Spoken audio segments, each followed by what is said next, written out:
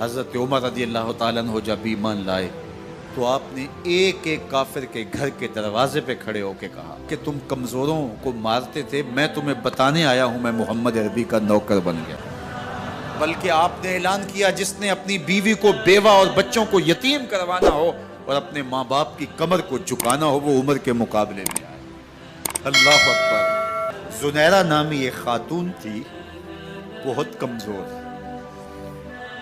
راوی کہتا ہے کہ اس کی ہڈیوں میں گودا نہیں تھا، عشق رسول تھا، اور اس کا ظالم آقا اس کو مارتا ہے، اور جب مار مار کے تھک جاتا ہے ادھر سے عمر آ رہے ہیں، یہ اسلام لانے کے پہلے کی کہانی ہے، ادھر سے عمر آ رہے ہیں تو اس نے کہا عمر تم جوان آدمی ہو تو یہ چھوڑتی نہیں ہے اپنے نبی کا نام، ذرا تم آؤ۔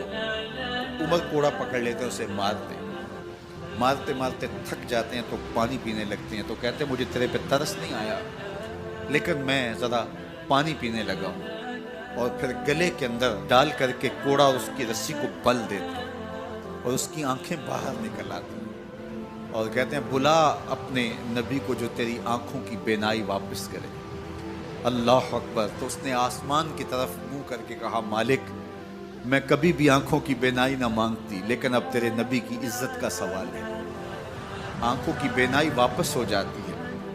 زنیرہ کو بڑا مارا، آج عمر گلیوں میں آنکھوں میں آنسو ہیں اور عجیب دل بے تاب ہے اور کہتے ہیں آؤ بھئی میں حضور کا غلام بن گیا ہوں، تمہیں بتانے آیا ہوں۔ زنیرہ نے موڑ کاٹا تو آگے عمر یہ آواز دے رہے تھے۔ زنیرہ ایک کونے پہ کھڑے ہو کے رو کے کہتی ہے عمر تم تو بڑے اس دن جوش و غضب میں تھے اور تم مارتے ہوئے تھکتے نہیں تھے۔ تو عمر نے کہا زنیرہ اس دن میں نے دیکھا نہیں تھا، اب میں محمد عربی کو دیکھ آیا ہوں۔ جنہ ویکھیا نہیں ہو کرن گلاں، جنہ ویکھیا نہیں ہو کرن گلاں، جنہ ویکھیا ہو تے بول دے نہیں، جڑے محرم راز حقیقت دے اور راز حقیقت کھول دے۔ تو حضرت عمر رضی اللہ تعالیٰ عنہ ایمان لائے۔ حضرت عبداللہ ابن مسعود رضی اللہ تعالیٰ عنہ فرماتے ہیں کہ حضرت عمر کا ایمان لانا مسلمانوں کے لیے عزت کا سبب تھا، ان کا ہجرت کرنا مسلمانوں کی نصرت تھی اور ان کی خلافت مسلمانوں کے لیے رحمت تھی۔ حضرت عمر رضی اللہ تعالی عنہ وہ ہیں کہ میرے حضور نے فرمایا لوگوں جب نیک لوگوں کا ذکر کرو تو میرے عمر کا تذکرہ ضرور کیا کرو۔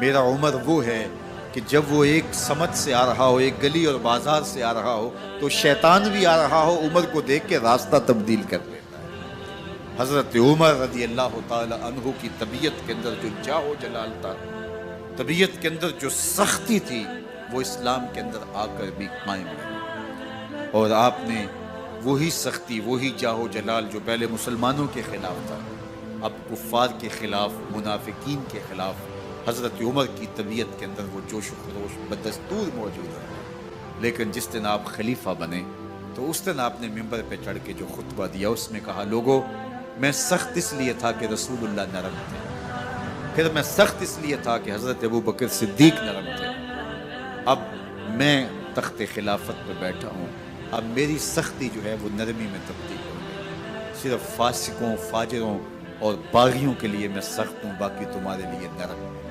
سب سے کم جو تنخواہ بیت المال سے اگر کسی وجود نے لی ہے تو وہ حضرت عمر رضی اللہ تعالیٰ عنہ نے صرف 2 جوڑے لیتے تھے سال میں، اور راوی کہتا ہے کہ میں نے دیکھا ہے کہ اس میں بھی 17 پیوند لگے ہوتے تھے۔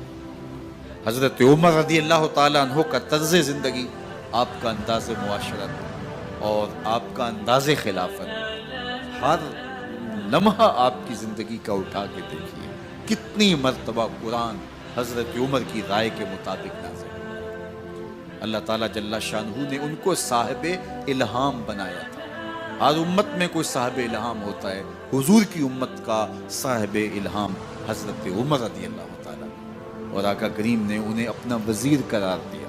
فرمایا میرے 2 وزیر آسمانوں میں ہیں، 2 وزیر زمینوں میں ہیں، آسمانوں کے وزیر جبرائیل اور میکائیل ہیں اور زمین کے وزیر ابو بکر اور عمر رضی اللہ تعالی عنہما۔ ایک دن حضرت عمر بیٹھ کے رو رہے تھے تو کسی نے کہا حضرت رو کیوں رہے ہیں؟ فرمایا کہ میں اس لیے رو رہا ہوں کہ فلاں پل سے بکریاں گزری ہیں، تو پل کے اندر شکستگی تھی، ٹوٹا ہوا تھا پل درمیان میں، اس میں ایک بکری کی ٹانگ ٹوٹ گئی ہے۔ تو میں ڈرتا ہوں کہ میرا رب یہ نہ پوچھے کہ عمر تو نے پل صحیح تعمیر نہیں کروائے تھے کہ ایک بکری کی ٹانگ کیوں ٹوٹی ہے۔ یہ ہیں حضرت عمر رضی اللہ تعالی عنہ۔ اللہ اکبر۔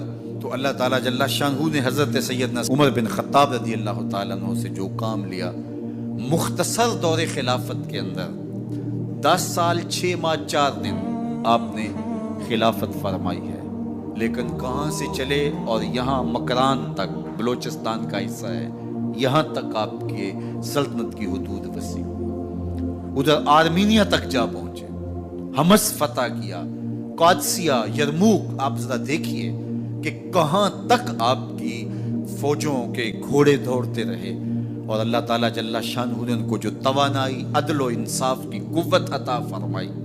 اللہ اکبر۔ جب زمین پہ عدل کیا ہو تو زمین بھی حکم مانتی ہے، اور حضرت عمر وہ تھے جن کا حکم ہوائیں بھی مانتی تھی، زمین بھی مانتی تھی، جن کا حکم جو ہے وہ آگ بھی تسلیم کرتی تھی اور دریا بھی ان کا حکم مانا کرتے تھے۔ مصر کے اندر یہ رسمیں بد جاری تھی کہ سال کے بعد ایک دوشیزہ کو زیورات پہنا کے اچھے لباس میں ملبوس کر کے دریا کی بھیڑ چڑھایا جاتا، اس کی قربانی دی جاتی، اس کا خون بہتا تو دریا چلتا۔ جب مسلمانوں نے مصر فتح کیا تو گورنر نے لکھا کہ اسلام تو اس طرح کی رسوم کی اجازت نہیں دیتا، لیکن خشک سالی ہے، لوگوں کی فصلیں ویران پڑی ہے، تو حضرت کیا کیا جائے؟ تو حضرت عمر رضی اللہ تعالیٰ عنہ کاغذ کے ٹکڑے پہ لکھتے ہیں، بسم اللہ الرحمن الرحیم، مصر کے نیل کی جانب عمر کا خط لکھتے ہیں، اے نیل اگر تو اللہ کے حکم سے چلا کرتا ہے تو چل، ورنہ ہمیں تیرے چلنے کی کوئی حاجت نہیں ہے۔ اور قاصد کو کہا یہ خط لے جاؤ اور جا کے دریائے نیل میں پھینک دو۔ قاصد جا کے خط دریائے نیل میں پھینک دیتا ہے، پانی آتا ہے، ایسا دریائے نیل چلا، 14 صدیاں ہوئی ہیں آج تک کبھی بند ہی نہیں ہوا۔ دریا حکم مانتے، آگ نکلتی ہے، لوگ حضرت عمر رضی اللہ تعالی عنہ کے پاس آئے، حضرت لاوا پھوٹا ہے، آگ نکل رہی ہے اور مدینے کی طرف بڑھ رہی ہے، اب کیا کیا جائے؟ فائر بریگیڈ تو زمانے میں تھی نہیں۔ عمر نے اپنی قمیض اتاری، جس قمیض پہ 17 پیوند لگے ہوئے تھے چمڑے کے، کہا یہ قمیض لے جاؤ، جدھر آگ بڑھ رہی ہے آگے ڈھالنا، آگ پیچھے بھاگ جائے گی۔ زلزلہ آتا ہے تو زمین پہ دھرا مارتے ہیں، زمین رک جا، کیا عمر نے تیری چھاتی پہ عدل نہیں کیا ہے؟ تو یہ عمر ہیں رضی اللہ تعالی عنہ کہ جن کے انصاف کی وجہ سے، جن کے عدل کی وجہ سے اللہ تعالیٰ کی رحمات، اس کی برکات کا نزول ہوتا تھا، اور اللہ تعالیٰ نے مسلمانوں کو وہ آبرو مند حکومت دی۔ کائنات کی تاریخ کے اندر ایسی حکومت آپ نے نہیں دیکھی ہوگی جو حضرت عمر نے حکومت کی ہے۔ اللہ اکبر۔ فرمایا فرات کے کنارے پہ ایک کتا بھی پیاسا مر گیا تو اس کا حساب بھی عمر سے ہوگا۔ باہر سے سفیر آتا ہے اور آ کے پوچھتا ہے کہ میں امیر المومنین کے، مسلمانوں کے حکمران کے محل میں جانا ہے، تو وہ مسکرا کے کہتے ہیں ہمارے امیر کا تو کوئی محل نہیں ہے۔ کہا کہاں ہے تمہارا امیر؟ کہا مسجد نبوی میں ہوگا یا بیت المال کی اونٹوں کی دیکھ بھال میں لگا ہوگا۔ وہ جب گئے تو مسجد میں نہیں ہے، اللہ اکبر، وہاں گئے تو وہاں بھی نہیں ہے۔ پھر کیا دیکھتے ہیں کہ عمر رضی اللہ تعالی عنہ جنت البقیع کے پاس ایک درخت کے نیچے اینٹ کا سرانہ رکھ کے سوئے ہوئے، تو اس نے کہا عمر تو نے عدل کیا ہے، تجھے کچی اینٹ پہ بھی نیند آ گئی۔ ہمارے حکمرانوں نے انصاف نہیں کیا اور وہ بند اور محفوظ کمروں کے اندر بھی سکون اور چین کی نہیں سو سکتے۔ حضرت سیدنا عمر رضی اللہ تعالیٰ عنہ نے اس طرح ان امور سلطنت نبھائے۔ آپ دن کو لوگوں کی دیکھ بھالی کرتے، لوگوں کی ضروریات سنتے سمجھتے، اور جب رات پڑتی لوگ سو جاتے، عمر مدینے کی گلیوں میں پہرا دیتے۔ کائنات نے کوئی ایسا بھی حکمران دیکھا ہوگا؟ اللہ اکبر۔ وہ مجاہد جو مختلف محاذات پہ گئے ہوئے ہوتے، ان کے گھروں کی دیکھ بھالی کرتے، ان کی ضروریات کا خیال رکھتے، ان کی آبرو کا پہرا دیتے۔ راتوں کی تنہائیوں کے اندر حضرت عمر اٹھتے اور جا کے گشت کرتے، چکر لگاتے، دیکھتے کوئی آنکھ پر نم نہ ہو، مفلسی کا کسی گھر میں ماتم نہ ہو۔